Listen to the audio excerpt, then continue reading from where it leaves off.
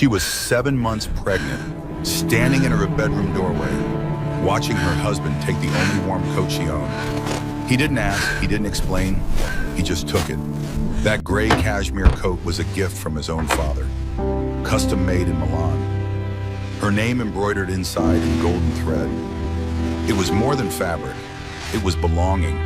It was family. It was love. But Derek Weston didn't care about any of them. He gave that coat to another woman, his mistress, the woman he had been sleeping with for 9 months. This is entirely the woman your he chose over his responsibility, pregnant Derek. wife. And when Claire's car You broke down can't in a blame blizzard, me for this. when she had no choice but to walk absolutely 12 blocks can. through 18-degree weather, when she collapsed in the snow and nearly lost her baby, Derek had blocked her number. But here's what he didn't expect. His own father was watching. And what happened next? It destroyed everything Derek thought he had. This is a story about betrayal, about survival, about a woman who lost everything and built something better from the ashes. Stay with me until the end, because the moment his father discovers the truth, you won't want to miss it. The closet door slammed. Claire's heart stopped. She stood frozen in the bedroom doorway. Her hand rested on her swollen belly. 7 months pregnant. The baby kicked once, twice, as if sensing her sudden stillness. Derek moved through her closet with purpose. His movements were sharp, deliberate. He pushed aside her dresses, her blouses, her sweaters she could no longer wear. Then his hand landed on the dove-gray cashmere. Claire's breath caught. That coat, that beautiful, impossibly soft coat. Harold had given it to her on her first Christmas as a Weston, custom made by a tailor in Milan, her name embroidered inside in delicate gold thread. Claire Elizabeth Weston. "Where are you going?" she asked. Derek didn't turn around. He pulled the coat from its hanger. The cashmere caught the lamplight, soft as clouds, warm as an embrace. "Business dinner," he said. His voice was flat, distracted. "That's my coat. You're not going anywhere." Now he looked at her. His eyes moved over her body, over the pregnancy that had changed everything. "The baby makes you tired. You should rest." Claire opened her mouth to argue, but Derek was already moving past her. The coat draped over his arm like a trophy, like something that belonged to him. The front door opened. Cold January air rushed in. Claire felt it even from the bedroom. 17-degree outside. A Boston winter at its cruelest. The door closed. The sound echoed through their penthouse, through the home they had built together over 5 years of marriage. Claire walked to the window. Her reflection stared back at her, pale, tired. The dark circles under her eyes had become permanent residents. Growing a life inside her body was exhausting work. But it wasn't just the pregnancy weighing on her. Something was wrong. Had been wrong for months now. Derek's car pulled out of the parking garage below. Silver Mercedes, a gift from his father when he became CEO of Weston Industries 3 years ago. Claire watched the taillights disappear into the winter darkness. She picked up her phone. Her fingers moved on instinct. The family calendar app. Derek insisted they share everything. Appointments, meetings, dinner reservations. No business dinner listed. Claire stared at the empty calendar block. 7 p.m. to question mark. Nothing scheduled. Nothing planned. Her hands moved before her brain could catch up. She walked to the closet, pulled out the only other coat she had, a thin wool pea coat from before the pregnancy. Navy blue, professional, completely inadequate for a January night in Boston. The buttons strained across her belly. She could barely close the front. The baby shifted, uncomfortable, protesting. "I know," Claire whispered. "I know, sweetheart, but Mama needs to see something." Her keys were by the door. Her car was in the garage. The elevator ride down took 17 seconds. She counted every one. The cold hit her like a physical blow when she stepped outside. The peacoat might as well have been made of paper. The wind cut through the thin wool, found every gap, every opening. Claire got in her car, started the engine, turned the heat to maximum. Then she followed her husband into the night. Derek's Mercedes was easy to spot, silver and sleek among the darker sedans.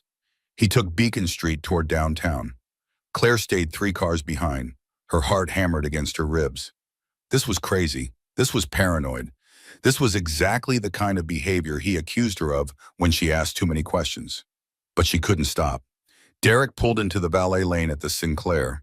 Claire's stomach dropped.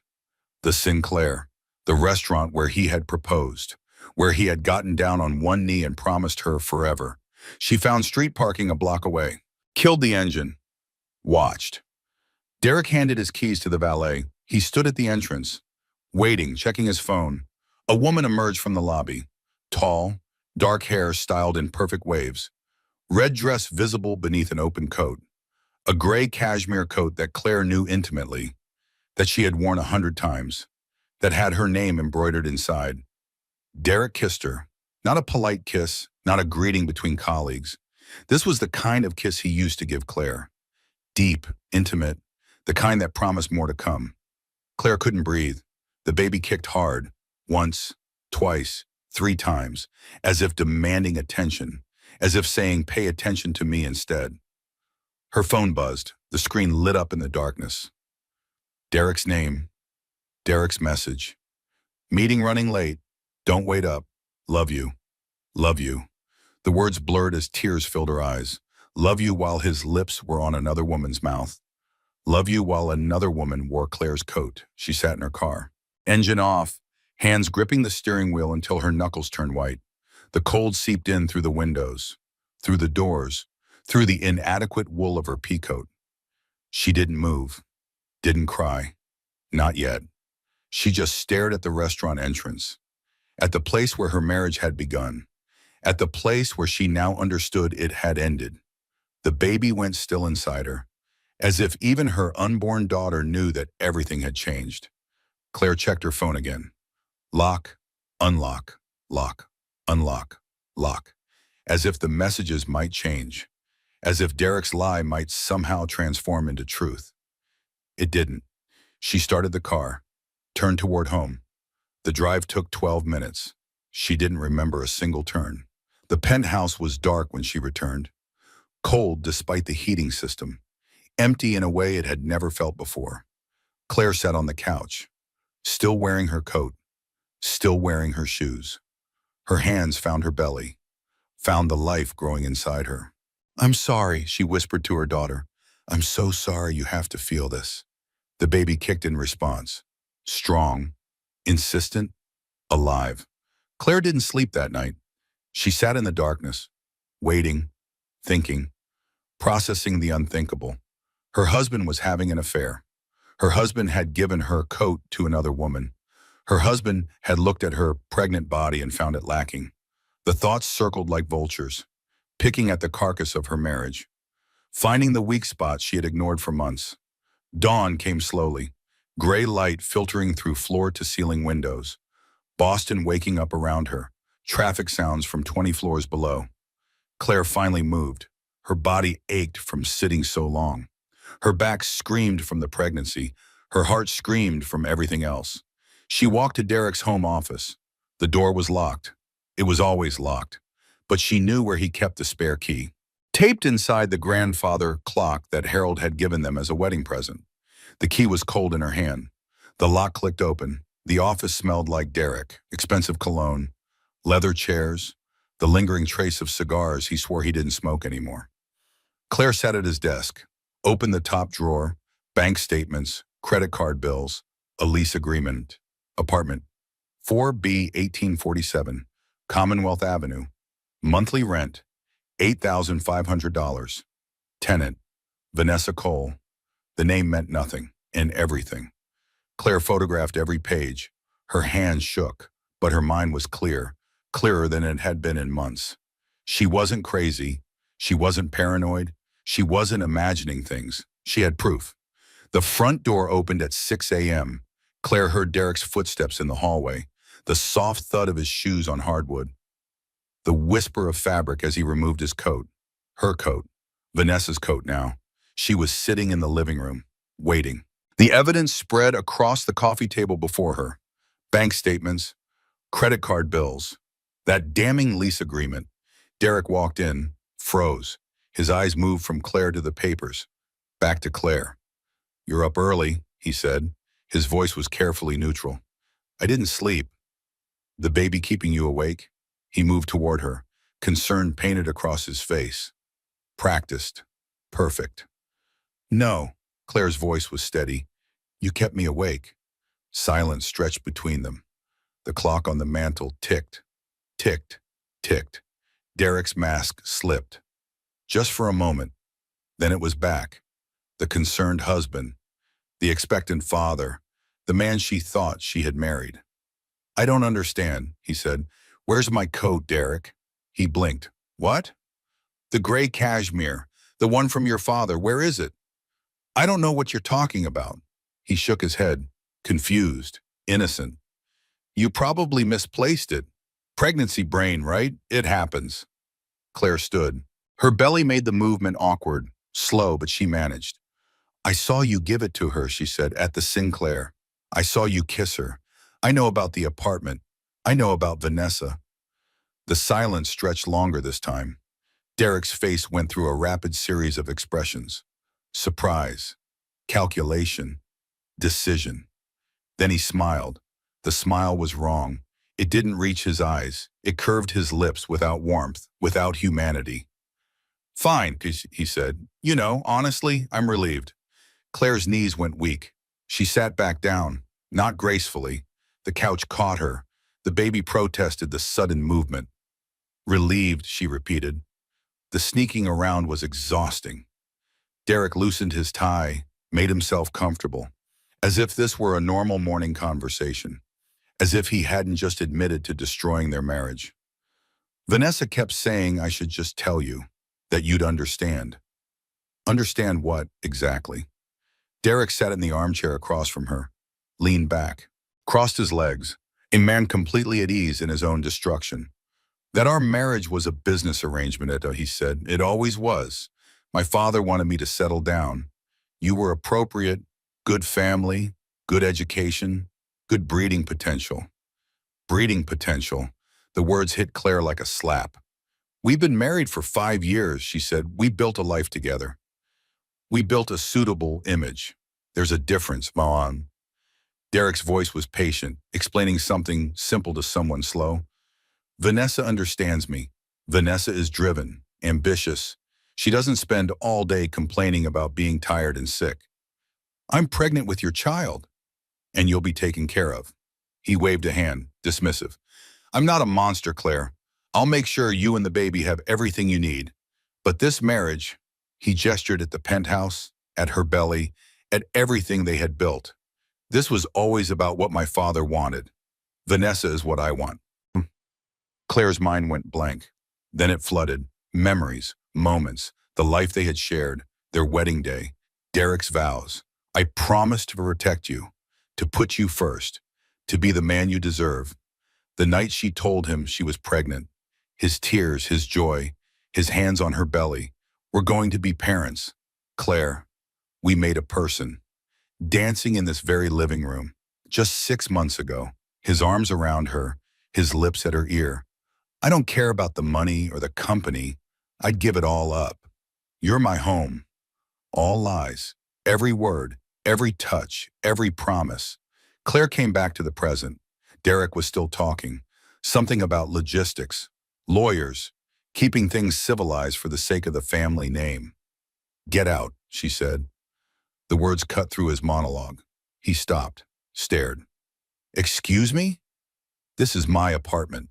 Claire's voice was stronger now, harder. The lease is in my name. Your father insisted when we got married. Something about protecting assets. Get out of my home. Uncertainty flickered across Derek's face. He hadn't expected this. He had expected tears, begging, desperation. He had forgotten who he married. Claire, his voice softened, became gentle, the voice he used when he wanted something.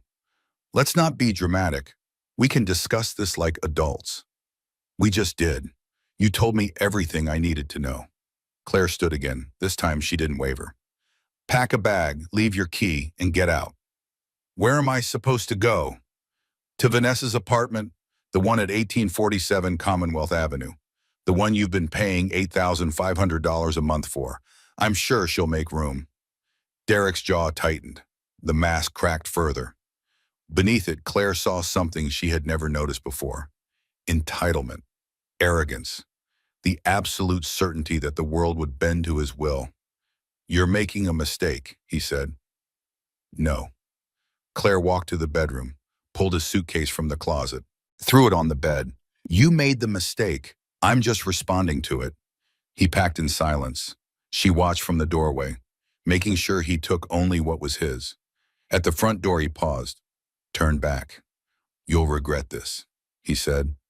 "When you're alone with a baby and no support, when my father hears your side of the story and sides with his only son, you'll come crawling back."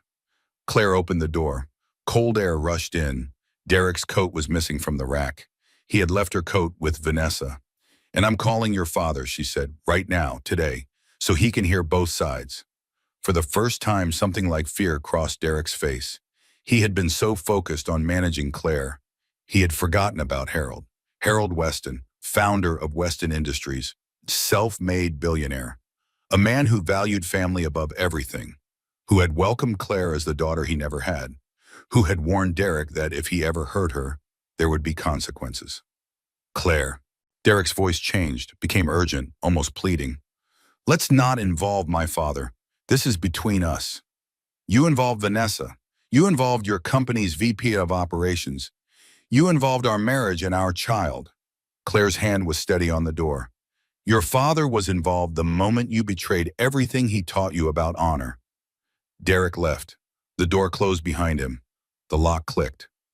Claire leaned against the wall. Her legs finally gave out. She slid to the floor. The baby kicked, kicked, kicked. She didn't call Harold. Not yet. Not while she was shaking. Not while tears finally streamed down her face. Instead, she called Megan. Her best friend answered on the second ring. "It's 6:30 in the morning. Someone better be dead." "It's my marriage," Claire said. "It's dead." Silence. Then a sharp exhale. "I'm on my way. Don't move." Megan arrived in 20 minutes. She brought decaf coffee and a blanket and a look that could curdle milk.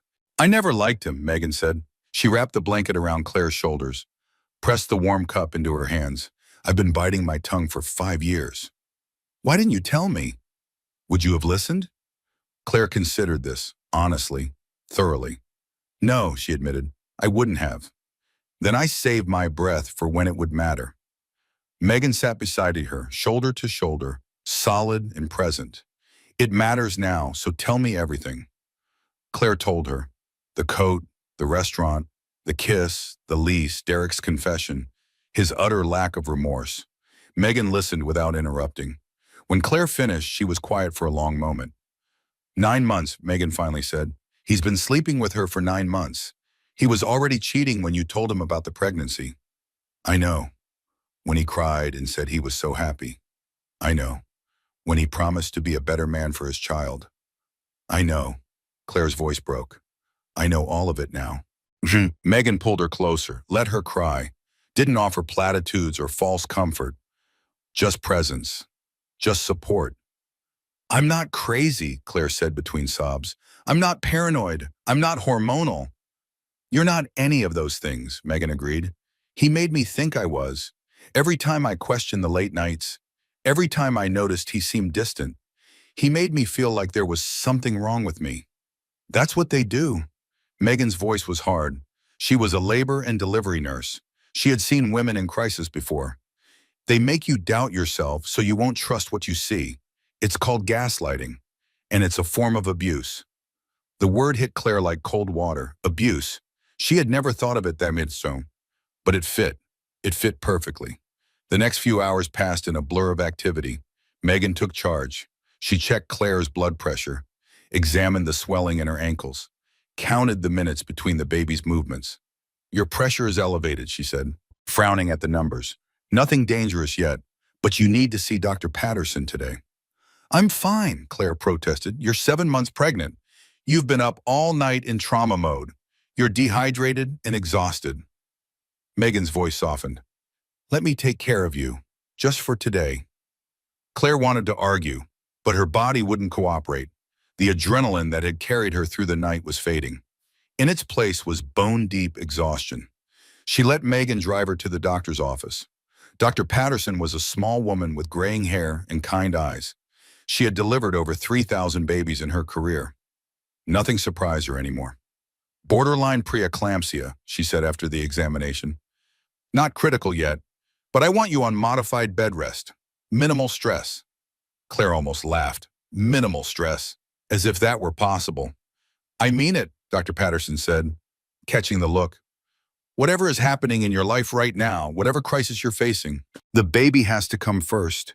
Your daughter is counting on you to keep her safe. The words landed like stones in Claire's chest. Her daughter, counting on her, needing her to be strong. I understand, Claire said.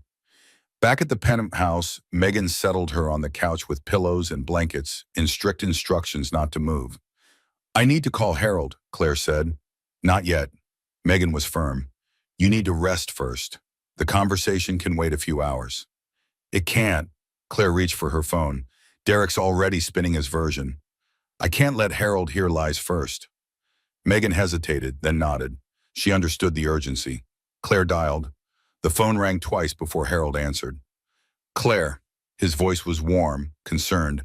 Derek mentioned you haven't been feeling well. How are you, dear? Derek, already laying groundwork, already planting seeds. I need to speak with you, Claire said. In person. It's about Derek. A pause.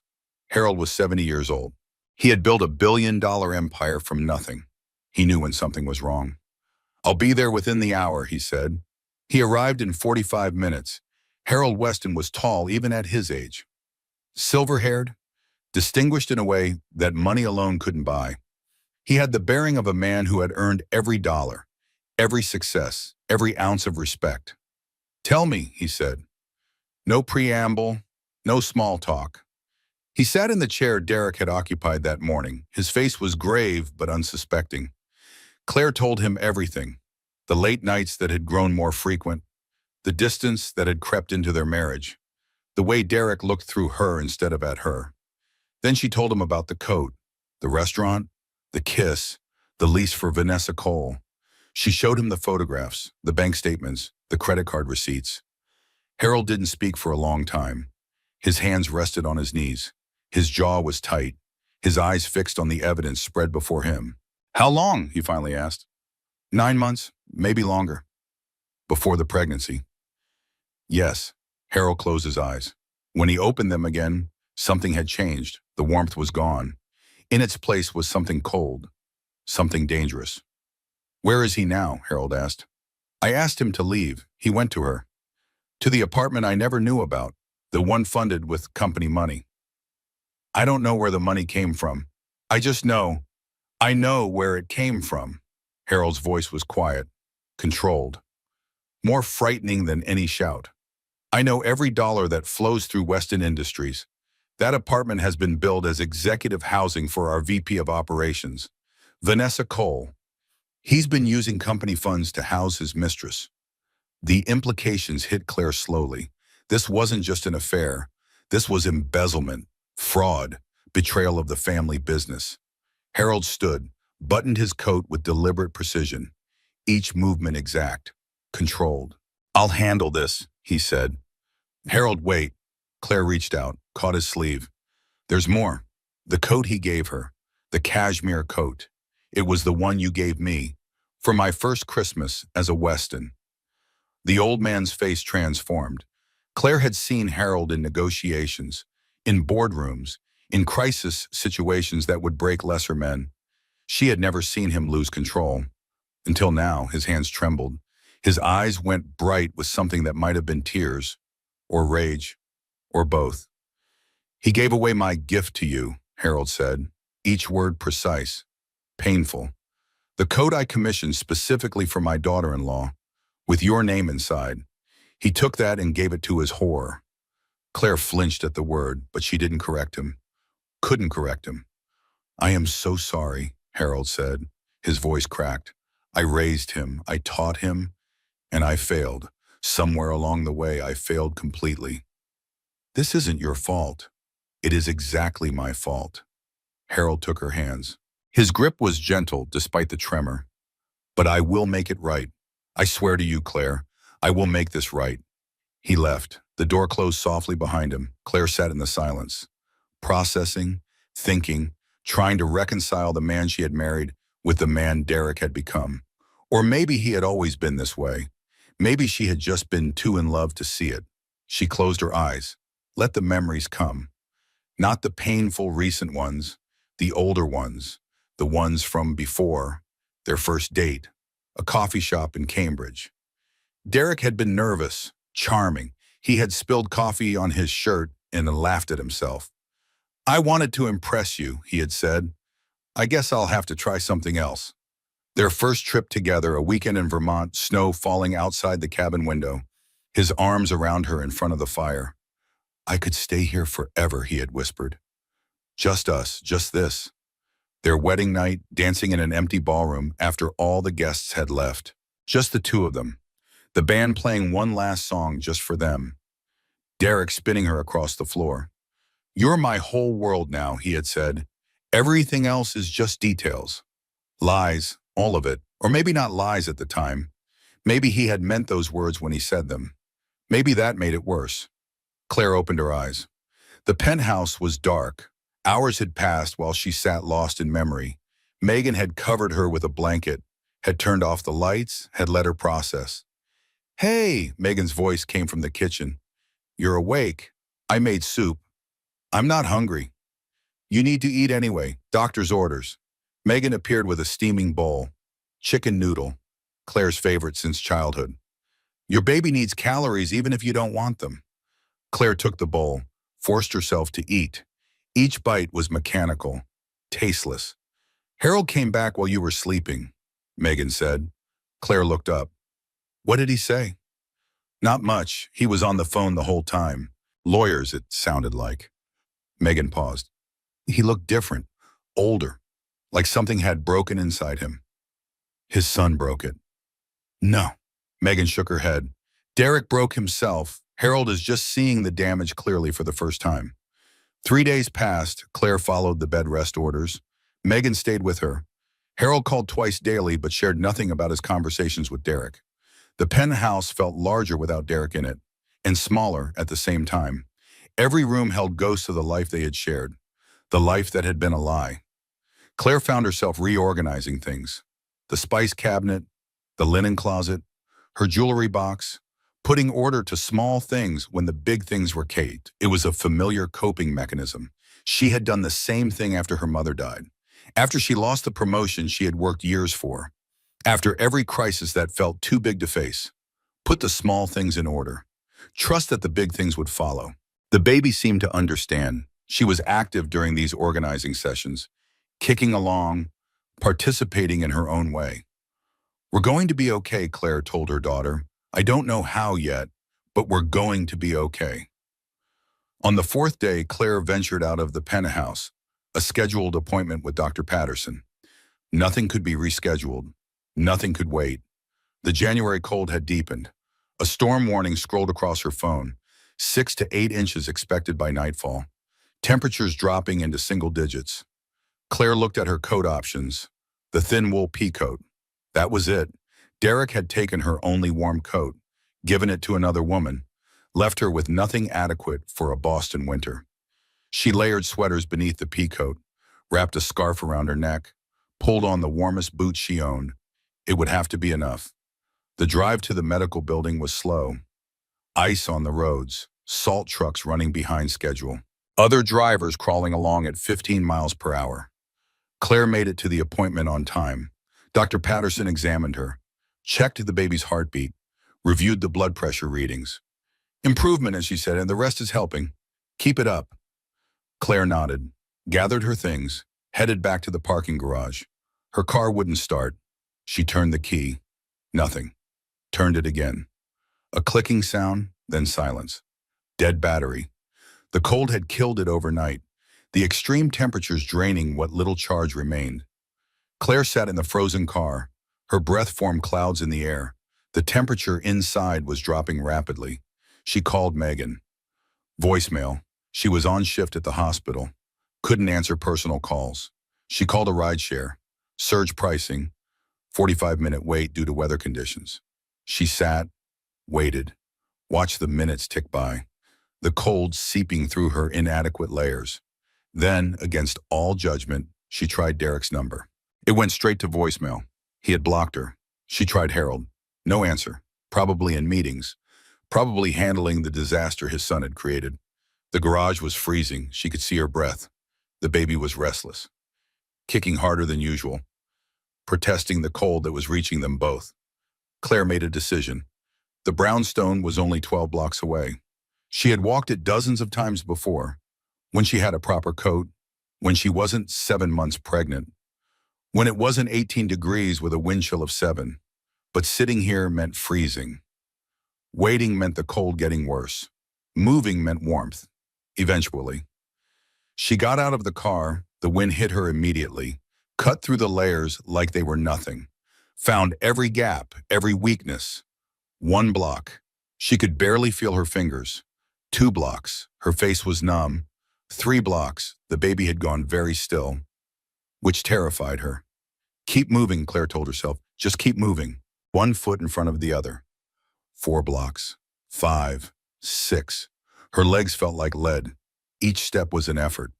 The world was white and gray and punishing. 7 blocks. She couldn't feel her feet anymore. The boots were fashionable but not insulated. Not designed for this. 8 blocks. The brownstone was close. She could see it. Just 4 more blocks. Just a few more minutes. 9 blocks. The world tilted. The sidewalk rushed up. Claire was on her hands and knees in a snowbank, ice soaking through her pants, cold burning her palms. Her phone had skidded somewhere into the white. She tried to stand. Couldn't. Her legs wouldn't obey. Help. The word came out as a whisper. The wind stole it immediately. Please, someone. The street was empty.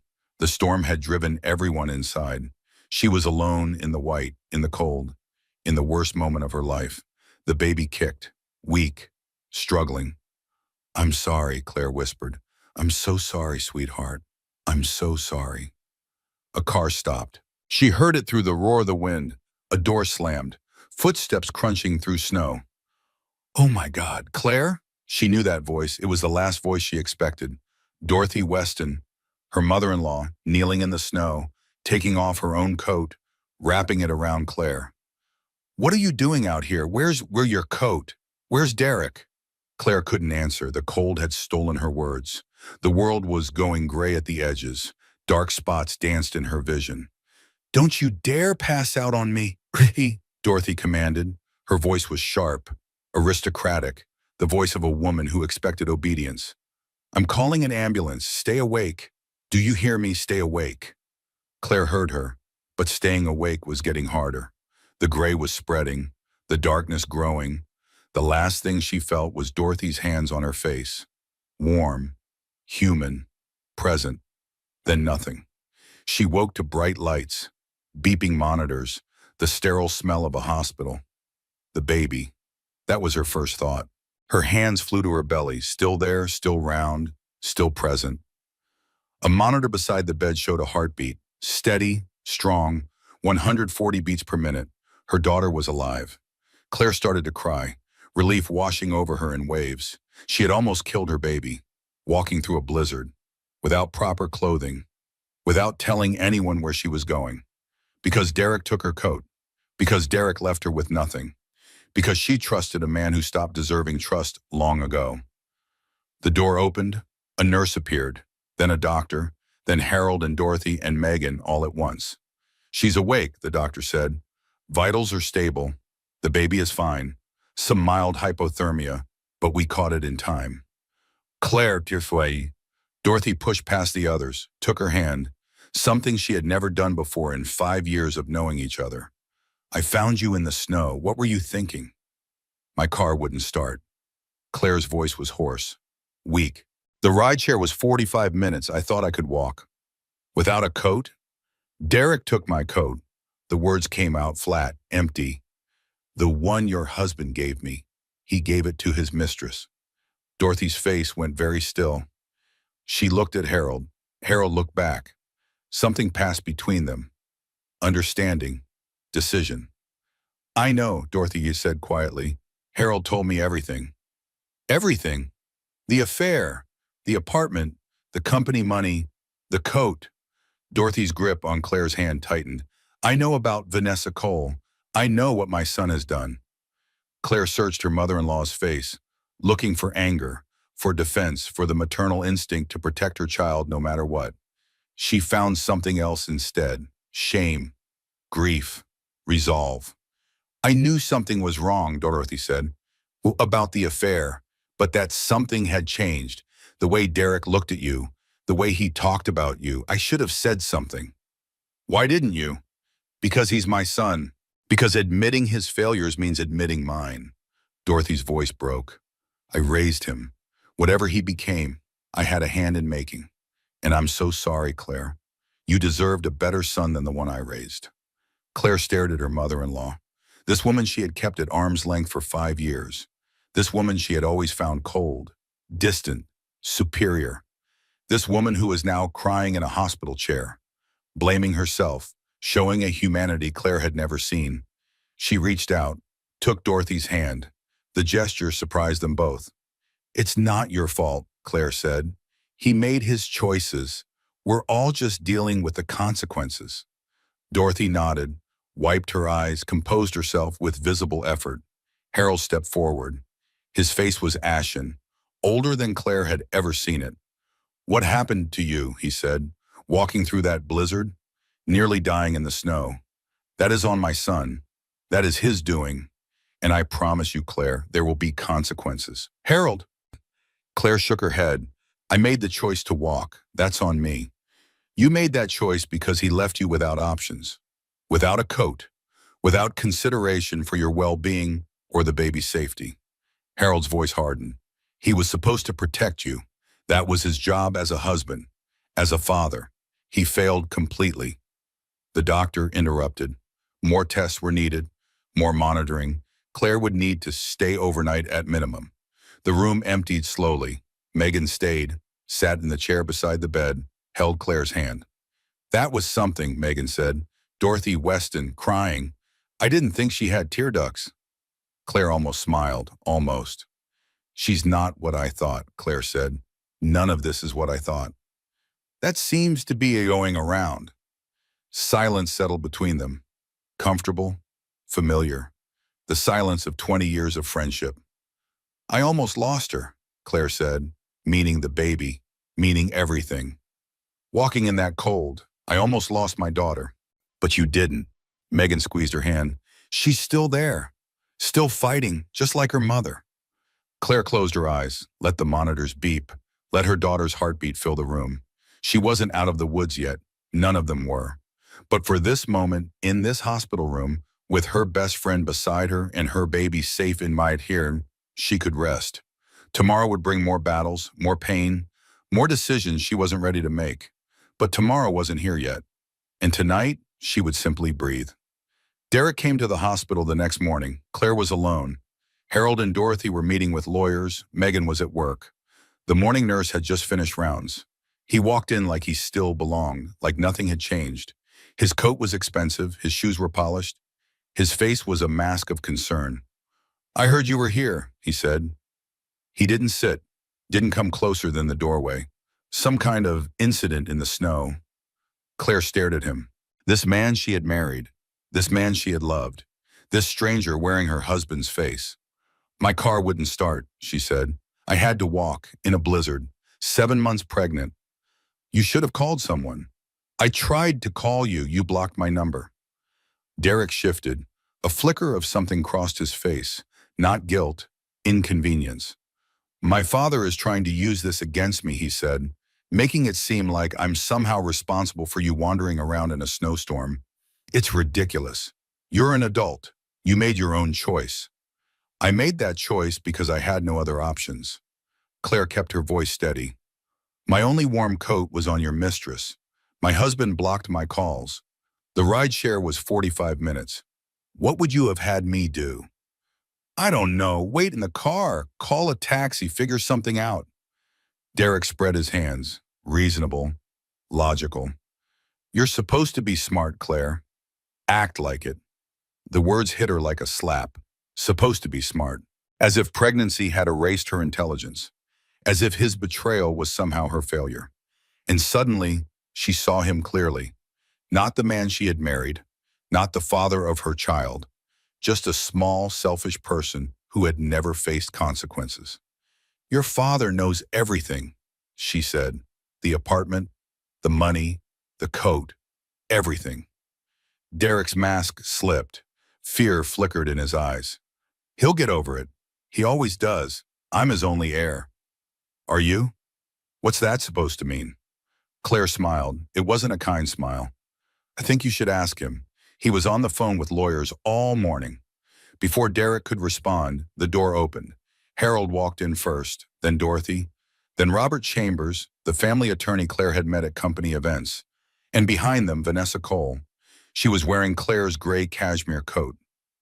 "What is this?" Derek demanded. Harold's voice was ice. "This is consequences, son." The room felt smaller suddenly. Charged. The machines beeped on, oblivious to the drama unfolding. Robert spoke first. His voice was measured, professional, the voice of a man who had delivered bad news hundreds of times. "Derek, your employment contract with Weston Industries includes a morality clause. Section 14, subsection B, conduct unbecoming of an executive, embezzlement of company funds, misuse of corporate assets. Get to the point. Your position as CEO is terminated, effective immediately." Derek laughed. The sound was sharp, disbelieving. "You can't fire me. I'm the heir apparent. I'm the future of this company." "You were the future." Harold stepped forward. His frame filled the doorway. His presence filled the room. Past tense. "This is insane. Over an affair, executives have affairs every day." "This isn't about the affair." Harold's voice rose. Not a shout, something worse. Controlled fury. "This is about what you did with it. Company funds for that apartment. Corporate credit cards for jewelry and trips. Thousands of dollars every month. Money that belonged to shareholders. Employees. The family that trusted you. It's a rounding error in our budget. It's embezzlement." Now Harold did shout. The word echoed off the hospital walls. "It's fraud. It's betrayal of everything I built. Everything I taught you. Everything I believed you could be." Derek's face hardened. "You're overreacting, like you always do, like Claire does. Everyone in my life is so goddamn dramatic." "I found her," Dorothy said. Her voice cut through the tension, quiet but sharp. "I found Claire collapsed in the snow, hypothermic, 7 months pregnant with your child. She could have died. The baby could have died. That's not my fault. You took her coat." Dorothy's composure cracked. "The coat my husband gave her. You took it from her closet, gave it to this woman." She pointed at Vanessa. "Left your pregnant wife with nothing warm to wear in January. And when her car broke down, she had no choice but to walk, in 18 degrees, with a baby inside her. She chose to walk. That's on her." "You chose to take her coat," Dorothy was shouting now. Claire had never heard her raise her voice. "You chose to block her calls. You chose to leave her alone and vulnerable and without resources. Every choice you made led to her lying in that snow. That is on you." Silence fell, heavy, complete. Derek looked around the room, at his parents, at the lawyer, at Vanessa, who had said nothing, at Claire, lying in the hospital bed with monitors tracking her daughter's heartbeat. For a moment, something human flickered in his eyes, something like recognition of what he had done. Then it was gone. "Fine," he said. "Fire me, cut me off, do whatever you want. But I'm still your son, Dad. I'm still blood. You'll forgive me eventually. You always do." Harold shook his head slowly. "Not this time." "What does that mean?" Harold turned to Vanessa. His gaze dropped to the coat she wore, to the gray cashmere with Claire's name embroidered inside. "Take it off," he said. Vanessa's composure cracked. "Excuse me?" "The coat you're wearing, it doesn't belong to you. Take it off, now." She looked at Derek. He didn't look back, didn't defend her, didn't speak. Slowly, Vanessa removed the coat. Her hands trembled as she held it out. Dorothy took it, folded it carefully, walked to Claire's bedside and placed it on the chair. "This was commissioned from a tailor in Milan," Harold said. His eyes never left Derek. I had Claire's name embroidered inside because I wanted her to know she was family. Real family. Not convenient, not purchased. Chosen. He paused. Let the words sink in. You gave away something that didn't belong to you, Harold continued, to a woman you chose over your wife, your pregnant wife, and she nearly died because of it. Dad, Derek's voice had changed, smaller, uncertain. Let's talk about this. Privately. Man to man. There's nothing left to talk about. Harold straightened his cuffs. I'm removing you from the will. Effective immediately. Your share of the estate, $40 million, is being redirected to a trust for my grandchild. Claire will be the trustee. The color drained from Derek's face. You can't do that. It's already done. Robert filed the paperwork this morning. That's my money, my inheritance. It was never yours. Harold's voice was final. It was potential, a gift you would have earned by becoming the man I hoped you could be. You chose differently. Now I choose differently too. Derek turned to Dorothy, looking for an ally, looking for motherly protection. Mom, talk to him, make him see reason. Dorothy shook her head. Her eyes were wet, but her voice was steady. I can't protect you from this, Derek. I won't. What you did to Claire, what you did to that baby, it's unforgivable. You're my mother, and she's my daughter. Dorothy looked at Claire. She should have been my daughter from the beginning. I should have seen her, protected her, loved her the way she deserved. I failed at that, but I won't fail again. Derek's facade crumbled. For the first time, Claire saw panic in his eyes. Real panic. He was losing everything. His job, his money, his family. He turned to Claire, the last person in the room he hadn't addressed. Claire, please. His voice broke. We can work this out. Counseling, therapy, whatever you need. Just don't let them do this. Claire looked at him, at the man she had loved, at the father of her child, at the stranger who had taken everything from her and asked for mercy. You blocked my number, she said. When I was cold and scared and alone, I called you, and you had blocked my number. I can explain. You gave my coat to your mistress, the coat I wore to feel close to this family. You gave it away like it meant nothing. It's just a coat. No. Claire's voice hardened. It was never just a coat. It was belonging, acceptance, love, and you took it because what I needed never mattered to you. Claire, there's nothing left to say. She turned away, looked at the monitor, at her daughter's heartbeat, steady, strong. Get out and don't come back. Derek looked around one more time, at his parents who had disowned him, at the lawyer who had terminated him, at the mistress who had nothing to say, at the wife he had betrayed. Then he left. The door closed softly behind him. The room exhaled. The tension dissipated, but something new filled the space, something fragile and tentative. Hope. The week after Derek left was quiet. Claire went home from the hospital with strict instructions. Bed rest, minimal stress, regular monitoring. Dr. Patterson called daily to check on her vitals. Megan had essentially moved into the guest room. She was between leases, she said, needed a place to crash for a few weeks. Claire knew it was a kindness, a way to be present without making it about her. Dorothy visited every morning. She brought tea, pastries from the French bakery Claire loved, quiet company and no pressure to talk. It was strange. 5 years of polite distance, now something else entirely. I owe you an apology, Dorothy said on the third morning, for all the years I held you at arm's length. You don't need to apologize. I do. Dorothy set down her teacup. When Derek brought you home, I was suspicious. Another woman after the Weston money, another fortune hunter looking for easy access. I wasn't after money. I know that now. I knew it then, if I'm honest. But seeing the truth meant admitting that Derek had succeeded where I failed, that he had found love, real love, while I settled for obligation. Claire didn't know what to say. Dorothy rarely spoke about her marriage to Harold. The family dynamic had always seemed solid, stable. Harold and I married for business reasons, Dorothy continued.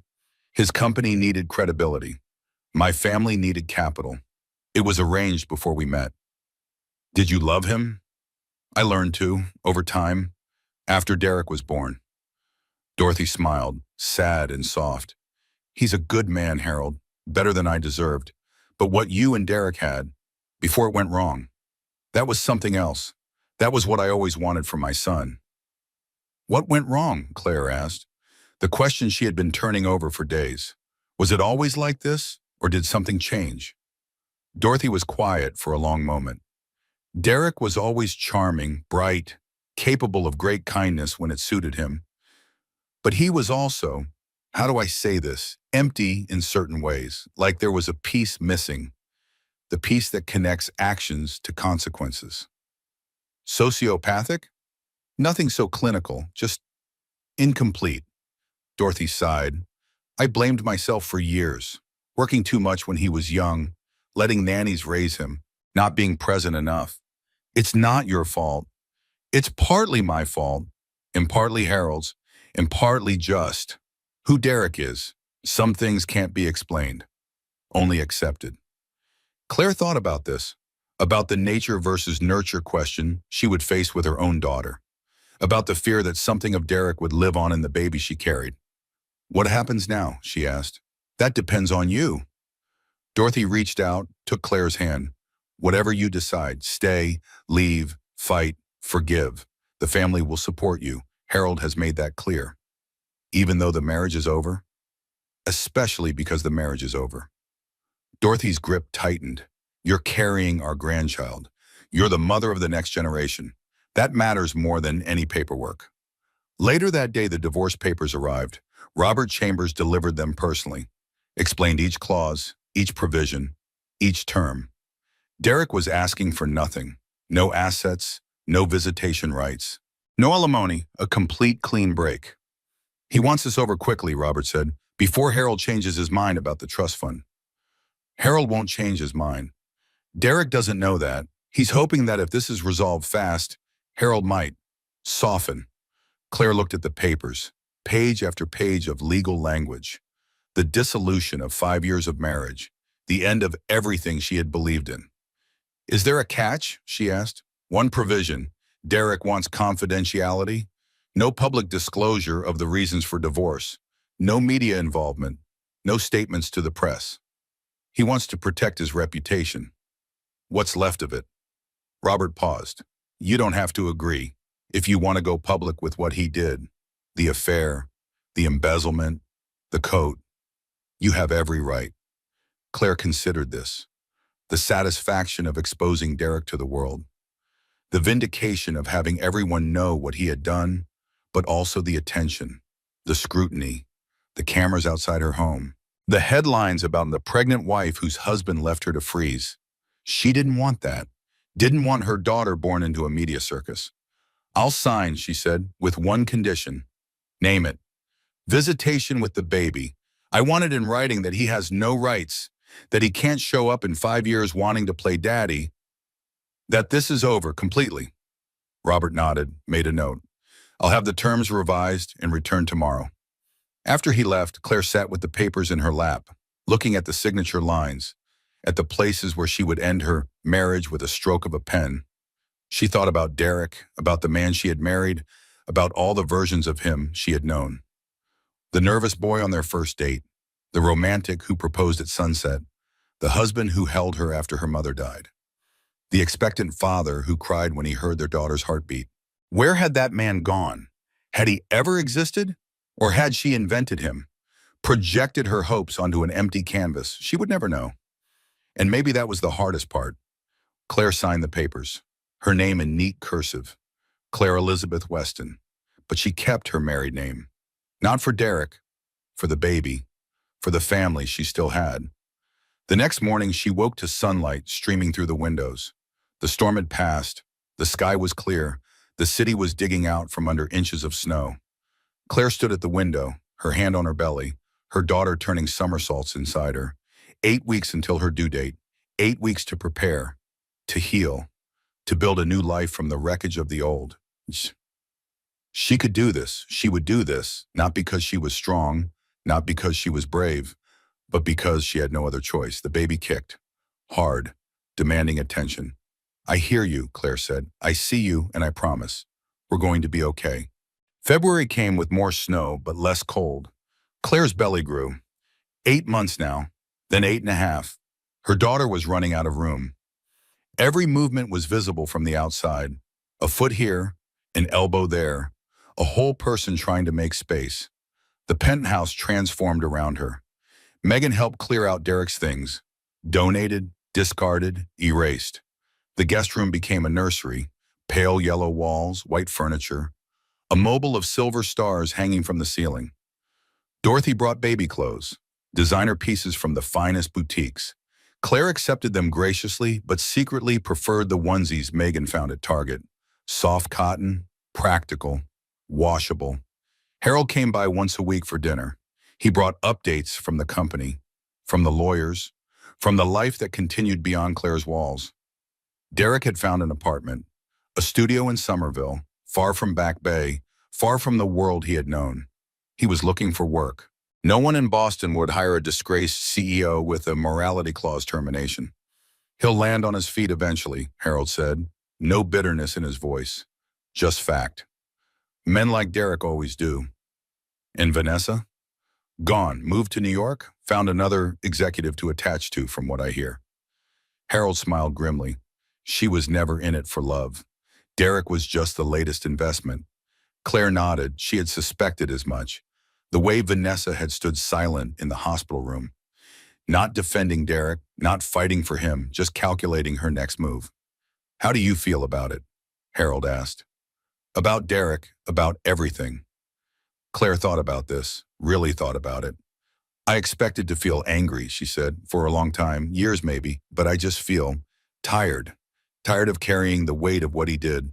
Tired of letting him take up space in my head. That's wisdom. It's survival. Claire looked at her belly, at the daughter who would arrive soon.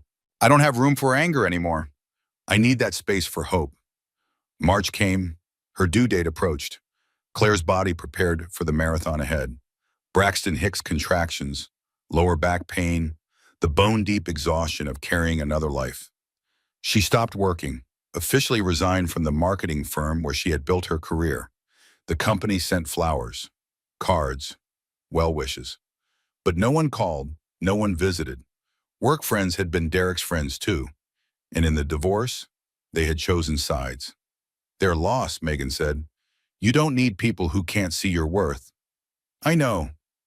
Claire did know, but it still hurt. One night, 2 weeks before her dues date, Claire woke at 3 a.m. Not contractions, not pain, just wakefulness. She walked to the window. The city glittered below. Cars passing, lights blinking. A world that didn't know or care about her troubles. She stood there for a long time. Not thinking, not processing, just existing. The baby shifted, turned, found a new position to settle into. Almost there, Claire whispered. Almost time to meet you. She wasn't afraid anymore, not of labor, not of motherhood, not of doing this alone. She had built a support system. Dorothy, Harold, Megan, Dr. Patterson, even Robert Chambers, in his professional way. She wasn't alone. She had never been alone. She had just been too focused on Derek to see it. The realization settled into her bones, quiet, profound. She had spent 5 years making herself smaller, accommodating Derek's needs, his moods, his priorities, convincing herself that a good wife put her husband first. But a good husband wouldn't have required her to disappear. A good husband would have helped her grow, encouraged her dreams, made space for both of them to flourish. Derek never did that, and maybe, just maybe, that wasn't her failure. It was his. Claire returned to bed, slept deeply for the first time in months, dreamed of holding her daughter, of watching her grow, of a future that was hers to shape. She woke to sunlight, to possibility, to the first contractions of labor. Eleanor Dorothy Weston arrived at 4:17 p.m., 8 pounds, 4 ounces, 10 fingers, 10 toes. Her mother's eyes. Claire held her daughter for the first time, looked into that perfect face, felt a love so fierce it took her breath away. Hello, Eleanor, she whispered.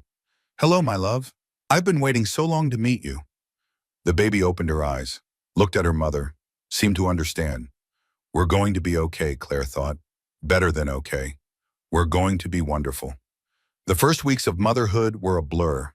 Feedings every 2 hours, diapers beyond counting, sleep in fragments, coffee in quantities that would have horrified Dr. Patterson. But beneath the exhaustion was joy, pure and uncomplicated. Eleanor was perfect. Not in the way parents always think their children are perfect, actually perfect. She slept well, ate well, cried only when she needed something, and stopped the moment that need was met. You got lucky, Megan said, watching Eleanor nap. Some babies are nightmares. This one is an angel. She takes after her mother, Dorothy said, smiling. Claire laughed. It was the first time she had laughed freely in months. The sound surprised her, delighted her. Spring arrived. Eleanor grew, from 8 pounds to 10 to 12, from a fragile newborn to a sturdy infant with strong lungs and stronger opinions. Derek requested visitation.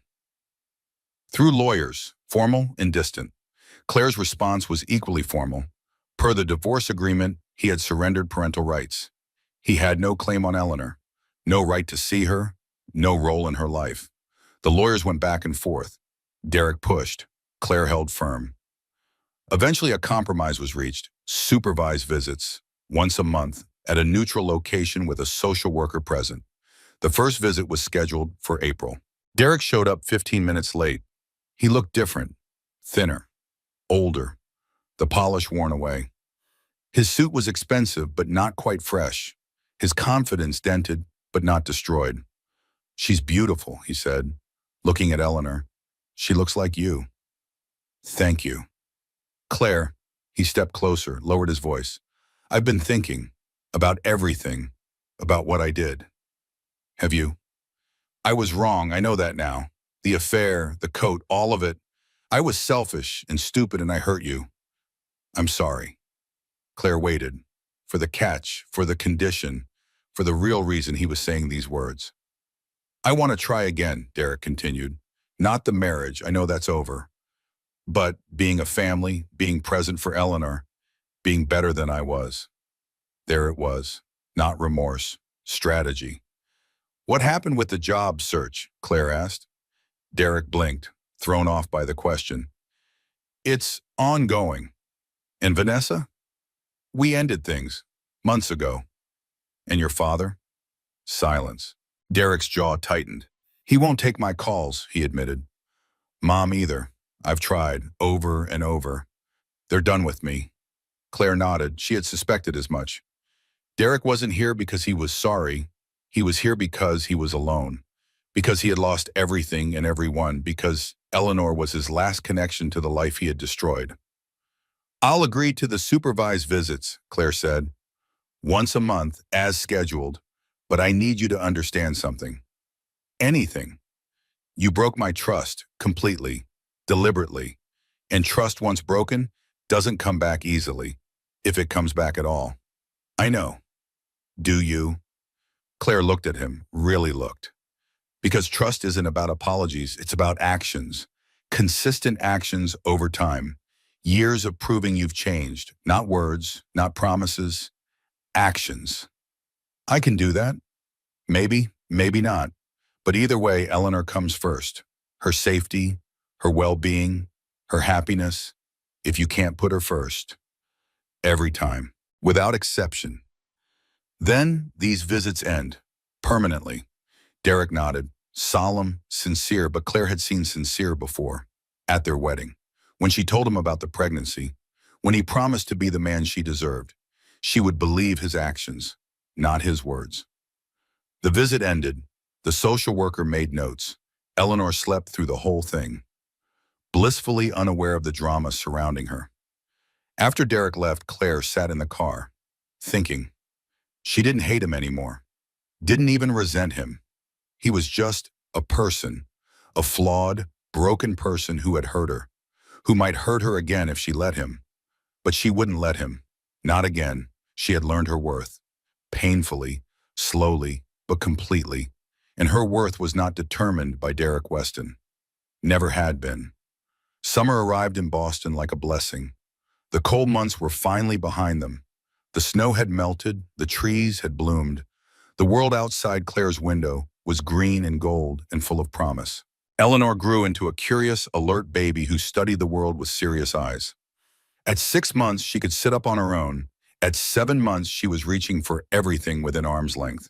At 8 months, she laughed at the simplest things: a butterfly outside the window, the sound of Megan making ridiculous faces, the way Dorothy's pearl necklace caught the light. Claire watched her daughter discover the world. Each new experience was a miracle. Each smile was a gift. "She has your expressions," Megan observed one afternoon.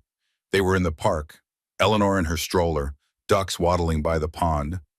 "That little frown when she's concentrating, that's pure Claire." "I hope that's all she gets from me." Claire adjusted Eleanor's sun hat.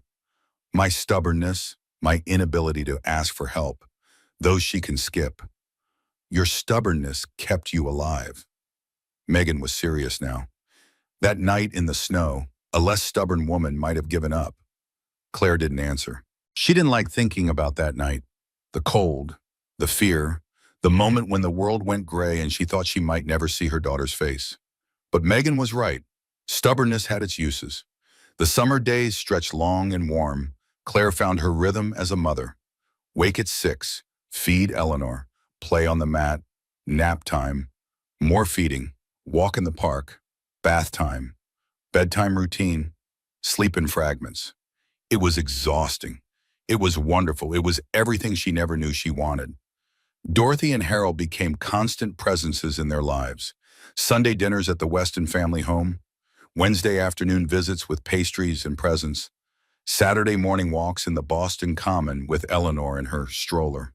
"I never thought I'd be this kind of grandmother," Dorothy confessed one afternoon. They were sitting on a bench near the frog pond. Eleanor was asleep. The summer breeze carried the scent of flowers and fresh-cut grass. The involved kind, the present kind. "What kind did you think you'd be?" "The distant kind, the once-a-year holiday kind." Dorothy smiled ruefully. "The kind who sends expensive gifts and expects gratitude.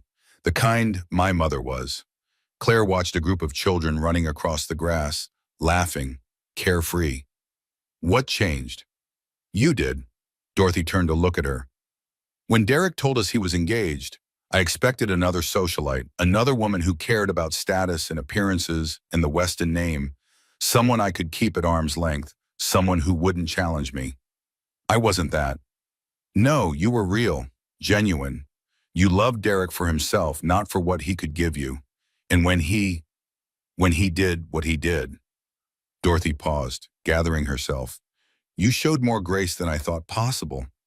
More strength, more dignity." "I didn't feel dignified. I felt broken." "Broken people don't rebuild themselves the way you have." Dorothy reached out, took Claire's hand.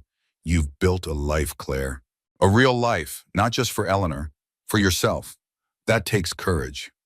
Claire thought about this, about the life she was building, the rhythms and routines, the small joys and quiet moments. It wasn't the life she had planned. It wasn't the life she had imagined when she said "I do" 5 years ago, but it was good. It was hers. "I miss being able to trust easily," Claire admitted. The words came slowly, painfully. "Before Derek, I believed people were mostly good. I gave everyone the benefit of the doubt. Now I check, I question, I wait for the other shoe to drop." "That's not weakness," Dorothy said. "That's wisdom. It feels like loss. Maybe it's both." Dorothy was quiet for a long moment. A duck quacked somewhere nearby. Children shrieked with laughter. "You know what Harold's father told him once? That wisdom is what you're left with after innocence burns away. It's not as pretty, not as hopeful, but it keeps you warm in the cold." Claire considered this. The warmth of wisdom versus the brightness of innocence. The scars that came with learning hard lessons. Maybe wisdom and loss were two sides of the same coin. Maybe you couldn't have one without the other. Maybe that was okay. Fall arrived with golden leaves and cool mornings. Eleanor hit 9 months. She was crawling now. Fast, determined, getting into everything. Claire spent half her days chasing after her daughter and the other half baby-proofing every surface in the penthouse. She's a force of nature, Megan said, watching Eleanor pull herself up on the coffee table. Just like her mama. I was never this energetic. You were, you just don't remember. Megan grinned. Your mom used to tell me stories. About the time you climbed the bookshelf at 3 years old. About the time you escaped from the backyard and walked 2 blocks to the ice cream shop. About the time you decided to give yourself a haircut. Claire laughed. She hadn't thought about those stories in years. Her mother had told them at every family gathering, embarrassing Claire, delighting everyone else. Her mother, gone 3 years now, never meeting Eleanor, never knowing what Derek would become. She would have loved this, Claire said softly. Being a grandmother. She would have been amazing at it, Megan's voice gentled. And she would have been so proud of you, Claire, of how you've handled everything. The tears came without warning. Claire wiped them away quickly, but they kept coming. Grief that she thought she had processed. Loss that still found her in quiet moments. Eleanor crawled over, pulled herself up on Claire's leg, looked up at her mother with concerned eyes. Mama, she babbled, patting Claire's knee. Claire laughed through her tears, picked up her daughter, held her close. I'm okay, sweetheart. Mama's okay, just missing someone who would have loved you very much. Eleanor grabbed Claire's face, studied her with that serious expression, then smiled. A big, gummy, beautiful smile. And somehow that made everything better. Harold approached Claire one evening in mid-October. The leaves were turning orange and red. The air was crisp with the promise of winter. Eleanor was 10 months old and practicing standing on her own. They were at the Weston family home for Sunday dinner. Dorothy had taken Eleanor to see the koi pond in the garden. Harold and Claire sat in the study, fireplace crackling, cognac in crystal glasses. I have a proposition, Harold said. Claire raised an eyebrow. That sounds ominous. It's not, I promise. Harold smiled. The marketing division at Weston Industries needs leadership. Our current vice president is retiring at the end of the year. The board has been discussing candidates. Are you offering me a job? I'm offering you your career back. Harold leaned forward. His eyes were bright with something that looked like pride. You were damn good at what you did, Claire. Before you gave it up for my son, before you sacrificed your ambitions for his, the company would benefit from having you. I would benefit from having you. Claire set down her cognac, thought carefully about her response. There would be talk, she said. The CEO's ex-daughter-in-law. People would assume I got the job through connections, through the divorce settlement, through pity. People assume all sorts of things, rarely accurately. Harold waved a hand dismissively. Let them talk, let them wonder, and then let your work speak for itself. It's not that simple. It's exactly that simple. Harold's voice hardened slightly. You earned your credentials, your reputation, your skill, 15 years in marketing, a master's degree from Kellogg, campaign work that won industry awards. Derek didn't give you those things. You built them yourself. Every single one.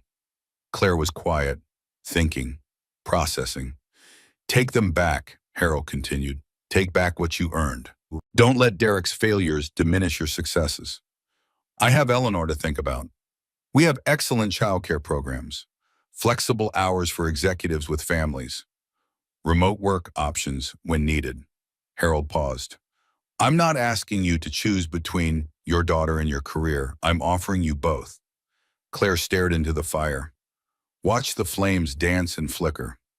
She had given up her career for Derek, had stepped back from the work she loved to support his ambitions, had told herself it was temporary, that she would return eventually, that being a good wife meant sacrifice. Now Derek was gone. The sacrifice meant nothing, and the career she had built was sitting there, waiting, like a door she had never quite closed. Can I think about it? She asked. Take all the time you need. She thought about it for 3 weeks, talked to everyone she trusted. Megan was enthusiastic. Do it. Absolutely do it. You've been wasted staying home. Not that being a mom isn't important, but you can be a mom and a VP. Women do it all the time. Dorothy was supportive but cautious. It's a big decision. Make sure you're doing it for yourself, not to prove something to Derek.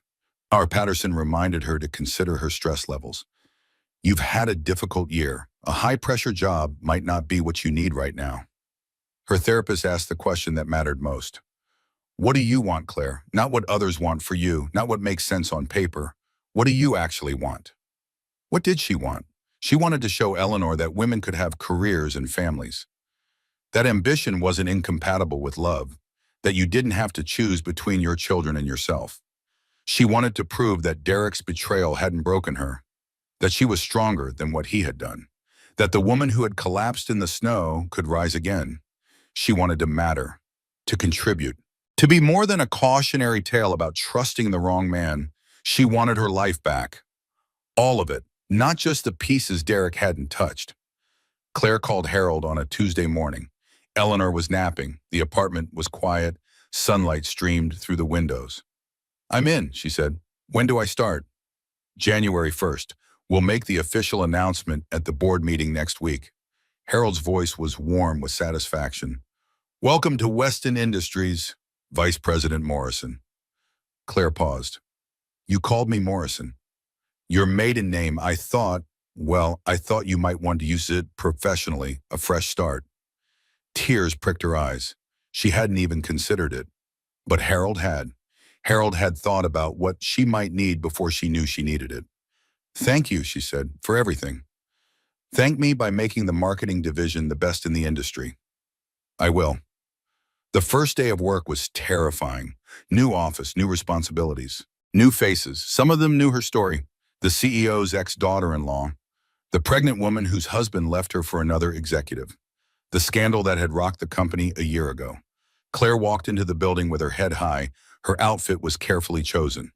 Navy blue suit, silk blouse, heels that added 3 inches to her height. Professional, powerful, unbreakable. The whispers started before she reached the elevator. That's her, the one who, I heard she only got the job because of Harold. Poor thing, can you imagine? Claire ignored them, stepped into the elevator, pressed the button for the 18th floor. She had expected this, had prepared for it. Let them whisper, let them wonder. She would prove herself with work, not words. The 18th floor was quiet, executive territory, corner offices with views, administrative assistants at polished desks, the hushed atmosphere of power and money. Claire's new office was at the end of the hall. Corner position, floor-to-ceiling windows, view of Boston Harbor, a desk that could land a small plane. She stood in the doorway for a moment, taking it in. This was real. This was happening. Impressive, isn't it? Claire turned. A woman was walking toward her. Mid-40s, sharp suit, sharper eyes, silver hair cropped short. I'm Patricia Holbrook, Chief Operations Officer. The woman extended her hand. Welcome to the executive floor, Vice President Morrison. Thank you. Please call me Claire. Claire, then. Patricia's handshake was firm, assessing. I'll be honest with you. Not everyone was pleased about your appointment. Some board members thought it looked like nepotism. Others worried about, baggage. And what did you think? Patricia smiled. It was the smile of a woman who had fought her own battles, climbed her own mountains. I thought that anyone who could survive what you survived and still want to work deserved a chance to prove herself. Patricia nodded toward the office. This is your chance. Don't waste it.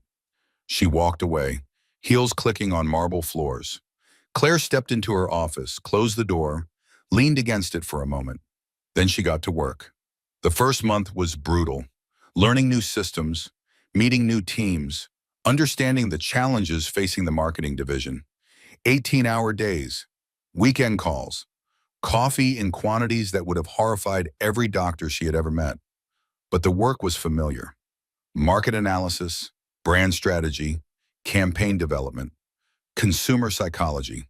The skills she had honed for 15 years came back quickly, like riding a bicycle, like coming home. By February, she had identified the problems. Outdated strategies, siloed teams, lack of innovation. The marketing division had been coasting on reputation for years. It showed. By March, she had a plan.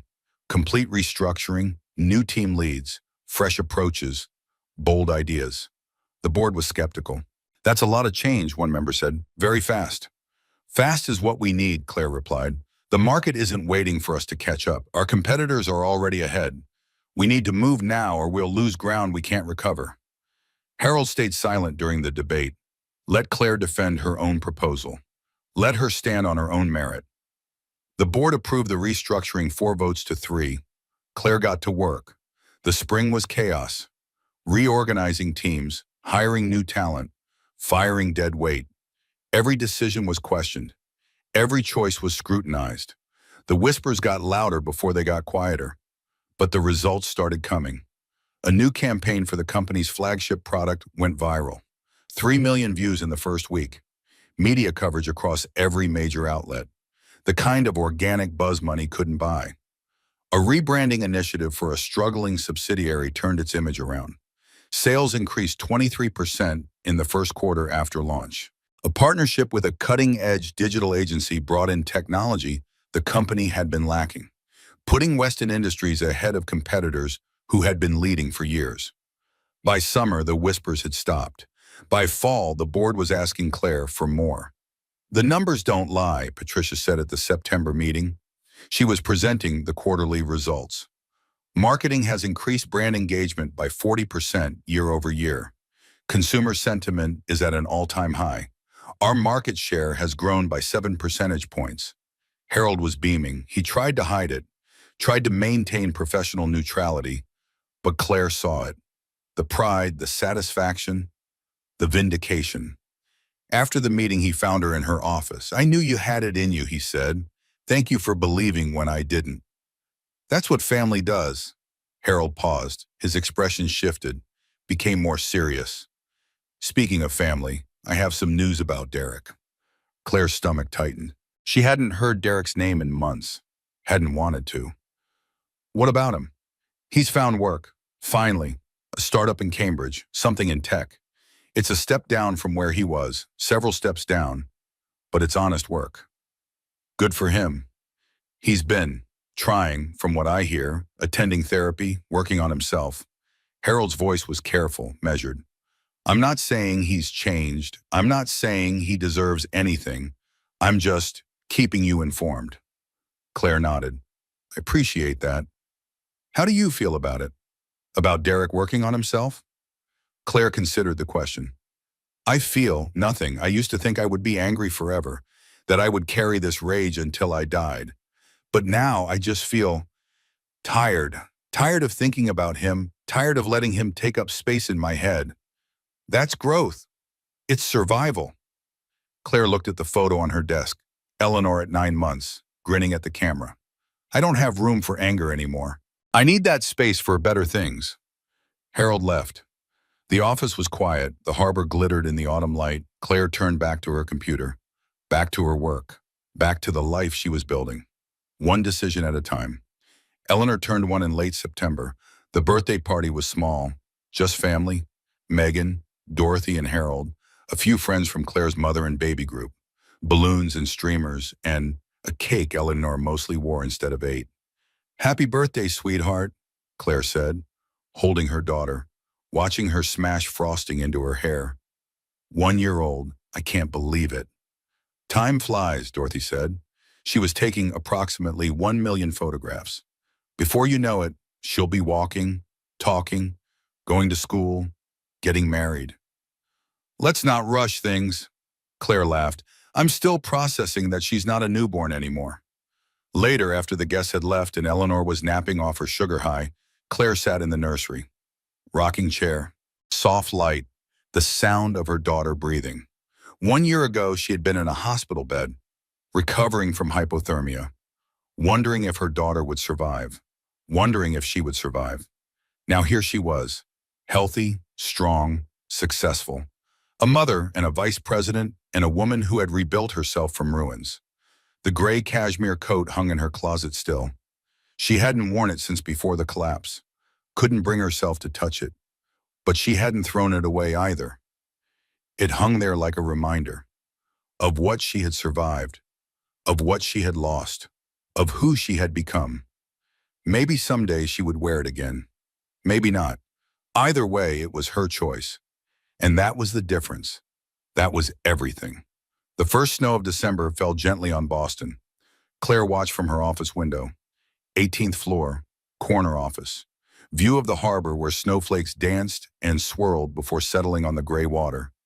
It was beautiful, peaceful. A far cry from the vicious blizzard that had nearly killed her a year ago. You're staring at the snow again.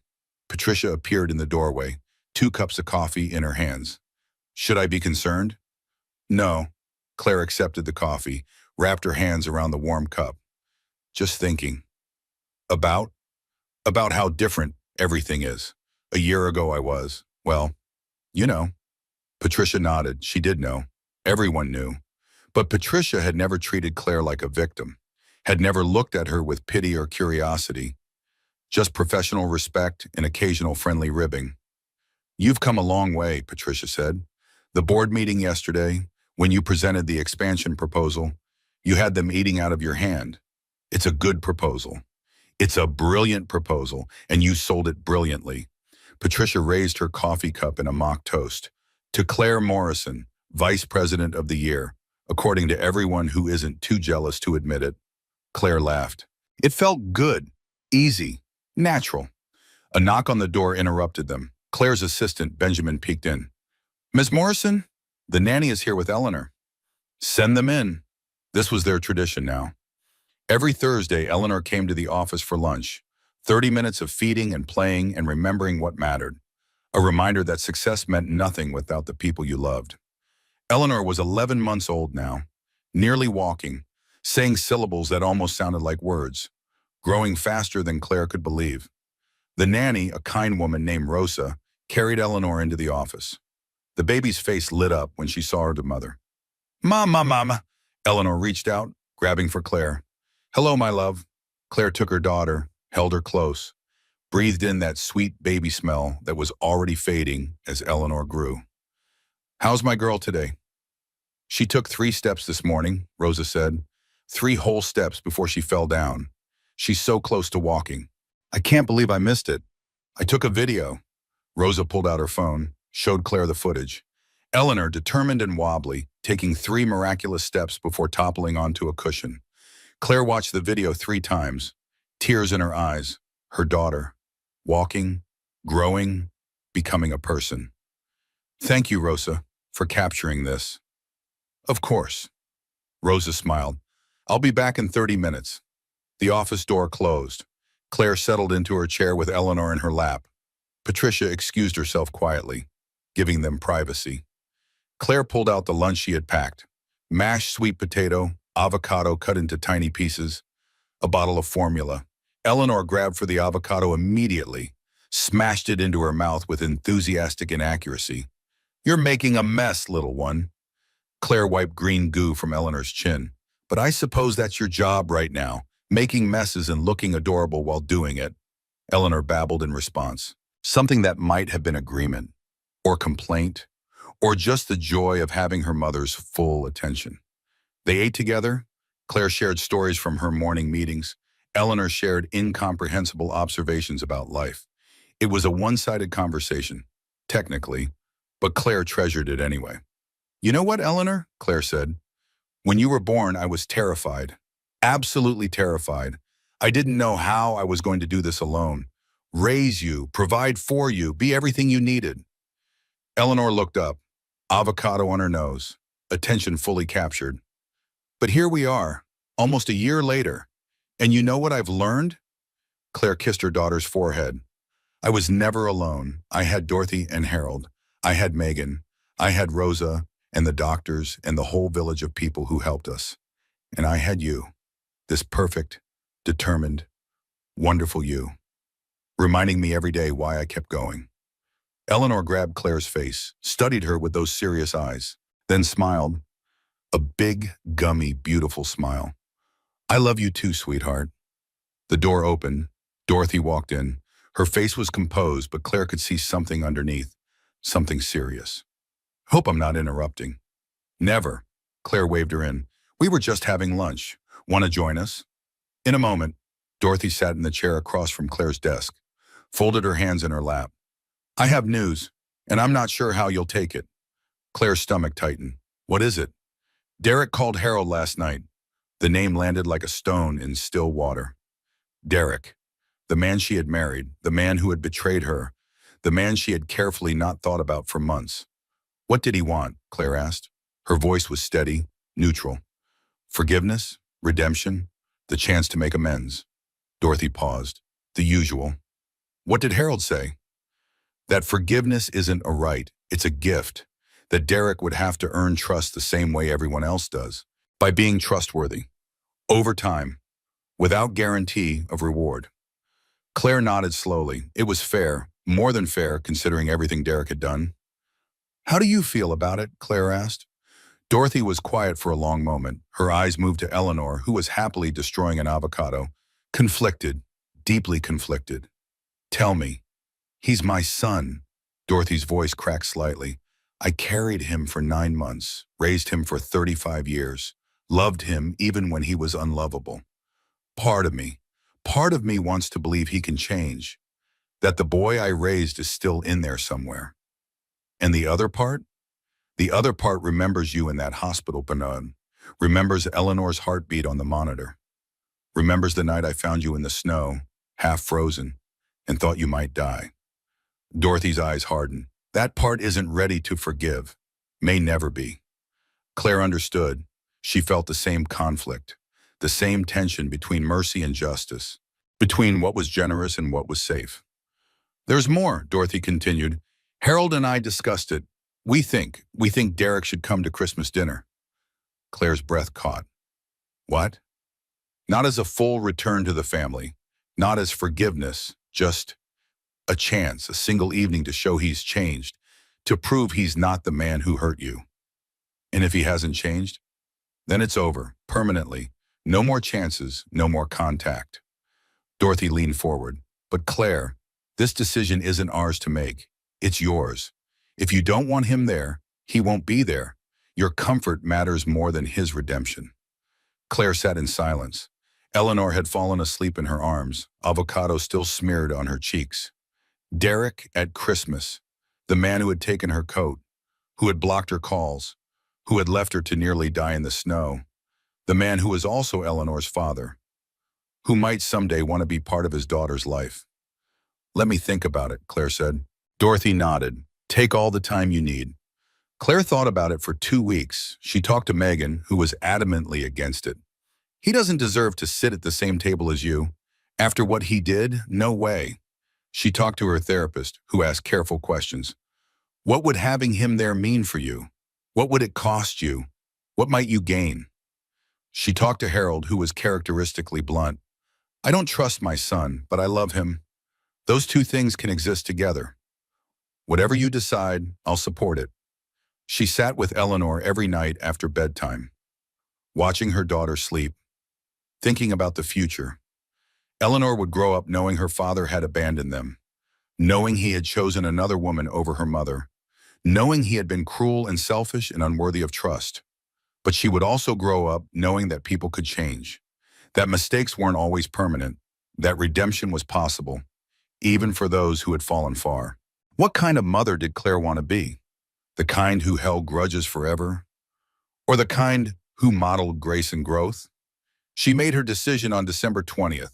He can come, she told Dorothy, but I have conditions. Name them. He doesn't get to be alone with Eleanor, not for a second. He doesn't get to hold her unless I say it's okay. And if he says one word, one single word, that blames me or minimizes what he did, he's out. Immediately. No second chances. Dorothy nodded. I'll make sure he understands. And Dorothy? Yes? Thank you for asking me, for giving me the choice. Claire paused. For treating me like family. Dorothy's eyes filled with tears. You are family, Claire. You always were. I just couldn't see it before. Christmas arrived in a flurry of preparations. The Weston family home was transformed. A tree in the foyer that reached the ceiling. Lights on every surface. The smell of pine and cinnamon and Dorothy's famous hot chocolate. Claire dressed Eleanor in a red velvet dress, a gift from Dorothy, impractical but adorable. The baby kept trying to eat the fabric. You look beautiful, sweetheart. Claire adjusted the matching headband, like a little Christmas present. Eleanor grabbed the headband, pulled it off, threw it across the room. Or not, Claire laughed. We'll go without the headband. They arrived at the Weston home at 4 p.m. Megan came too, adopted into the family somewhere along the way. She was carrying presents and wearing a sweater that said Merry Whatever in glittering letters. Ready for this? Megan asked, as they walked up the front steps. No, Claire adjusted Eleanor on her hip, but I'm doing it anyway. That's my girl. The door opened. Harold stood there in a ridiculous Santa sweater that Dorothy had bought him decades ago. He looked like a grandfather. He looked like home. Merry Christmas. He kissed Claire's cheek, took Eleanor into his arms. And how's my favorite grandchild? She's your only grandchild, Claire pointed out, which makes her my favorite by default. Harold bounced Eleanor gently. Come in, it's cold out there.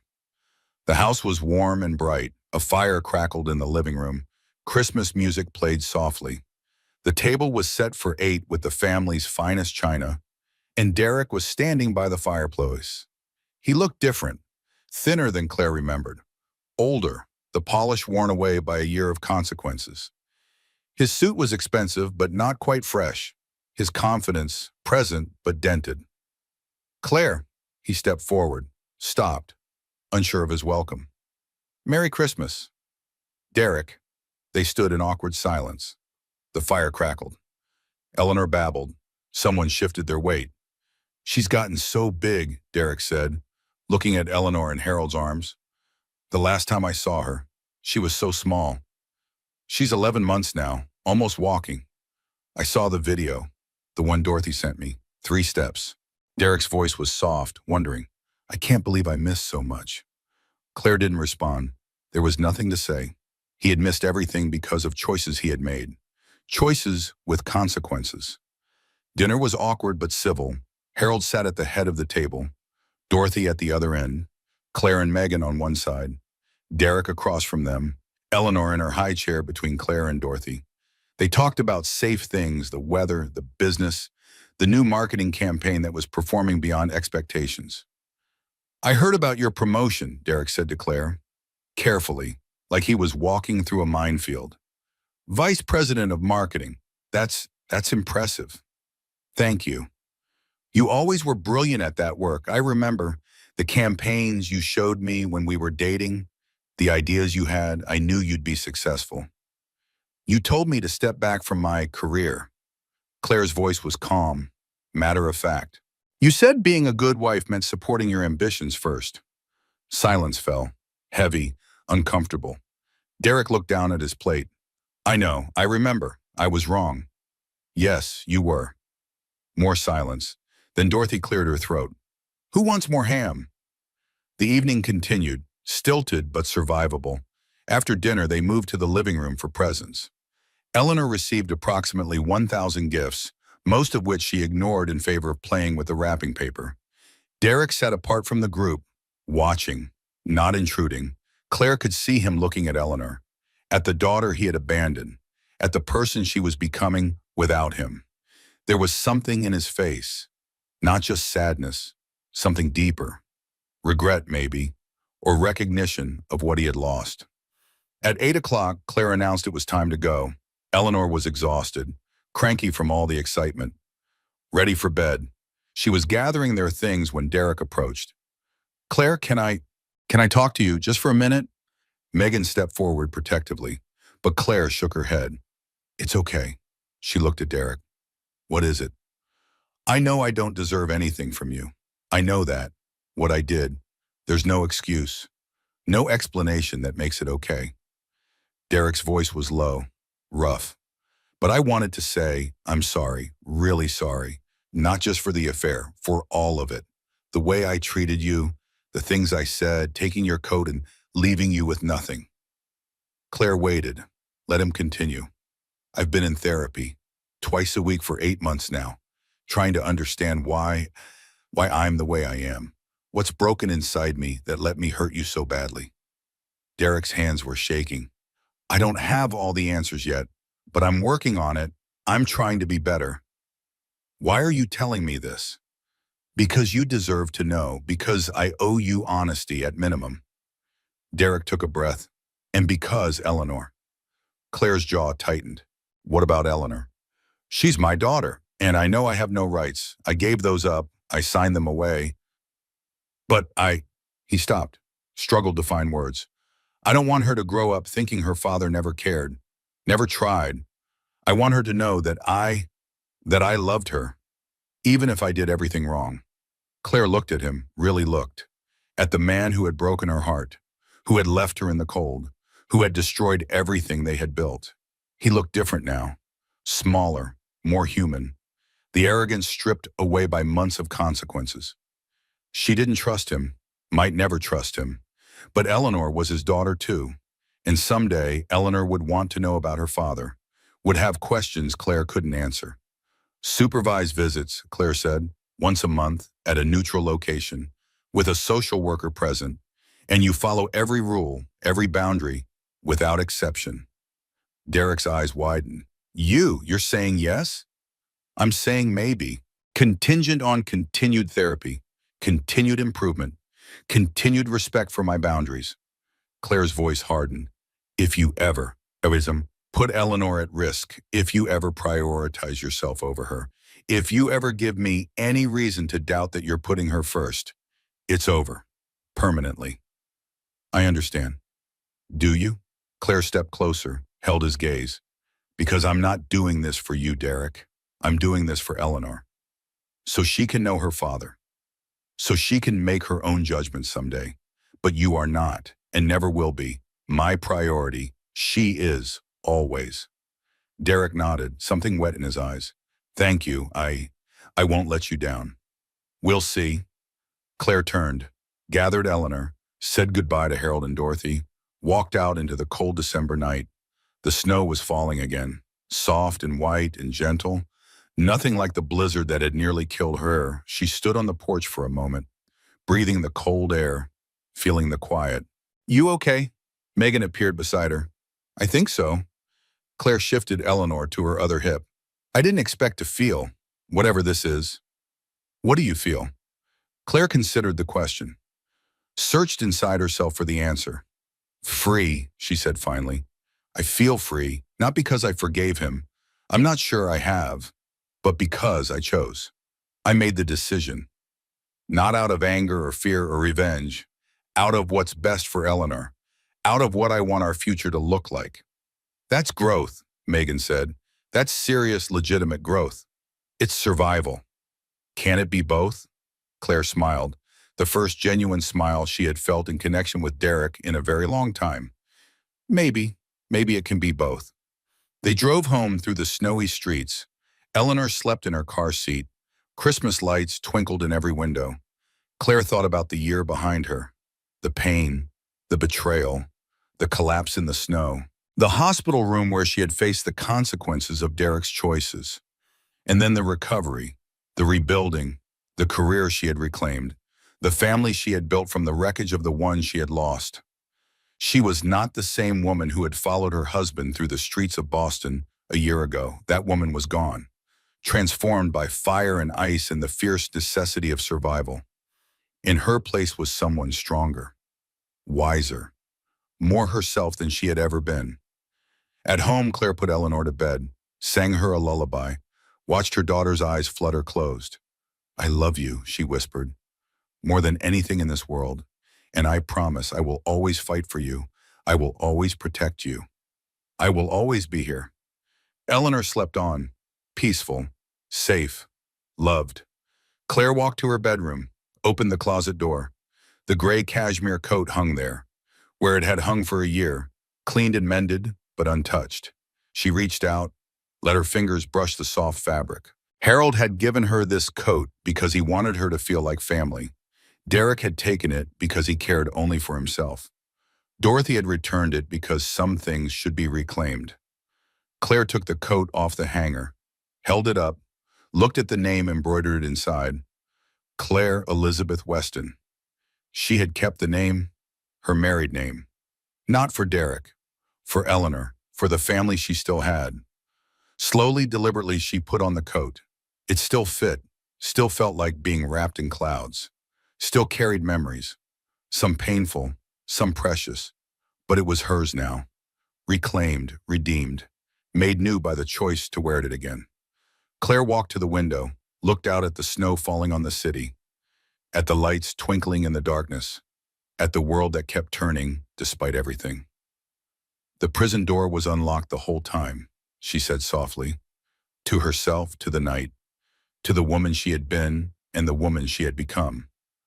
I was my own warden, waiting for permission to leave, waiting for Derek to change, waiting for someone to tell me I deserved better. She didn't wait anymore. She had walked through the fire and come out the other side. Not unscathed, not unchanged, but alive, strong, ready. The future stretched before her, unknown, uncertain, full of possibilities, and she was finally ready to meet it. 1 year later, Eleanor Dorothy Weston took her first steps at 11 months. By 2 years old, she was running everywhere, talking in sentences, developing opinions about everything from breakfast food to bedtime stories. More pancakes, she demanded one Saturday morning, syrup on her face, determination in her eyes. You've had 3 already, Claire said, laughing. 4 pancakes. That's not how negotiation works, sweetheart. 5 pancakes. Claire gave her half of one more. Eleanor accepted this compromise with the grace of a tiny dictator. Derek came for his monthly visit that afternoon. He had been consistent, present, respectful, never missing an appointment, never pushing boundaries, following every rule Claire had set. Daddy! Eleanor ran to him, arms outstretched. Claire watched him scoop their daughter up, saw the joy in his face, the love that seemed genuine. She didn't trust him. Not completely, maybe not ever, but she trusted that he was trying, that he showed up, that he loved Eleanor in whatever broken way he was capable of. It was enough, for now. Harold retired from Weston Industries the month Eleanor turned 3. Claire was promoted to Chief Marketing Officer, the first woman to hold the position in the company's history. You've earned this, Harold said. At the announcement party, champagne glasses raised, every bit of it. I had help, Claire replied, looking at Dorothy, at Megan, at the family who had carried her through the darkest year of her life. That's what family does. Claire bought a brownstone in Back Bay, 3 bedrooms, a nursery painted pale yellow, a garden where Eleanor could play, a kitchen where Megan made brunch every Sunday. The gray cashmere coat hung in the front closet now. Claire wore it often, on the coldest days, to important meetings, to Eleanor's first day of preschool. It was just a coat, and it was so much more. Some things could be reclaimed, redeemed, made new. Some things could survive the fire and come out stronger. Some things, some people, could transform their pain into power. On Eleanor's 3rd birthday, Claire stood at the window of her brownstone, watching her daughter play in the snow, building a lopsided snowman with Dorothy and Megan and Harold. She wasn't the woman who had collapsed in a snowbank 3 years ago. She wasn't the woman who had begged Derek to stay, who had measured her worth by his attention. She was someone new, someone forged in the fire of betrayal and the ice of that terrible January night. A mother, a leader, a survivor, a woman who had learned that the prison door was unlocked the whole time. Eleanor laughed. The sound carried through the winter air, pure and bright and full of joy. Claire smiled, put on her coat, walked outside to join her family. The snow was falling gently, soft and white and beautiful, and she was warm. And there she stood, wearing that same gray cashmere coat. Not because she had to, because she chose to. Some things can be broken beyond repair, and some things can be reclaimed, redeemed, made new. Claire learned that the prison door was unlocked the whole time. She was her own warden, waiting for permission to leave, waiting for someone else to decide her worth. She doesn't wait anymore. If this story moved you, if you felt Claire's pain and cheered for her victory, if you believe that women deserve better than what Derek gave her, then you're exactly who this channel is for. Hit that subscribe button. Join this community of people who believe in second chances and sweet justice. Drop a comment below. Tell me, what would you have done in Claire's shoes? Would you have let Derek come to Christmas dinner? Share this story with someone who needs to hear it today, someone who might be standing at their own prison door, wondering if they're allowed to leave. They are. We all are. Thank you for staying until the end. I'll see you in the next story.